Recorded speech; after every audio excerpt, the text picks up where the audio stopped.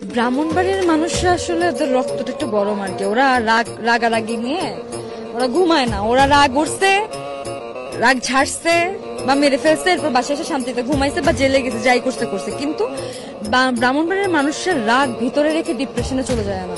আমরা একদমই ডিপ্রেস জাতি না, আমরা অনেক ফুরফুরা থাকি, আমরা অনেক হ্যাপি জাতি। কারণ আমাদের